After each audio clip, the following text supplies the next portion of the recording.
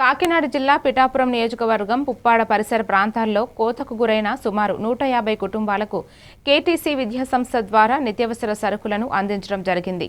KTC అధినేత ప్రవీణ్ చక్రవర్తి సోదరిమణి రమ్య సోదరులు ఈ కార్యక్రమంలో పాల్గొని తుఫాన్ బాధితులకు నిత్యావసర సరుకులను పంపిణీ చేశారు.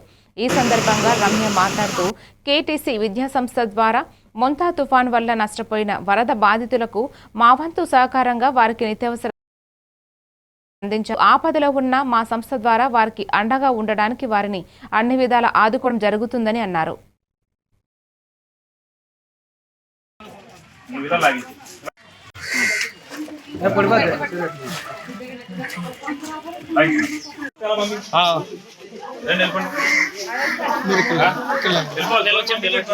కూడా మొత్తం తిరిగి చూడడం జరిగిందని మొత్తం ఎక్కడ బాధిత ప్రాంతాలు సహాయం కావాలి. ఇదే కాదండి, ప్రెగ్నెంట్ లేడీస్ కూడా ఇది ఇవ్వడం జరిగింది. పౌష్టికాహారం చాలా మందికి అందింది అనుకుంటున్నాం. ఇప్పుడు కూడా చాలా లోతట్టు ప్రాంతాలు వెళ్ళి చూసాము. చాలా అన్ని రకాలుగా కూడా చాలా ఇబ్బంది పడుతున్నారు. ఫుడ్ విషయంలో కానీ గ్రాసరీస్ విషయంలో కానీ ఇబ్బంది పడుతున్నారు.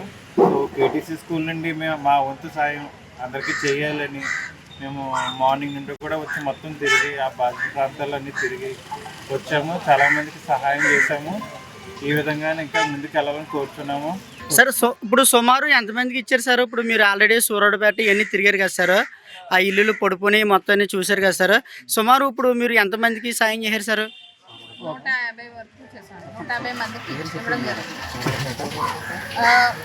ఈరోజు మేమందరం ఇక్కడ కేటీసీ సంస్థ నుండి వచ్చామండి.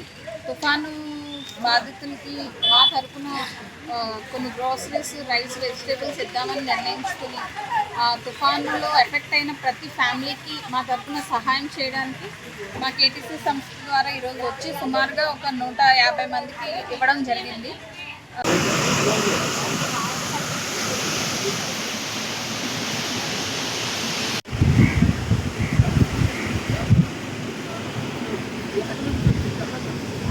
అలా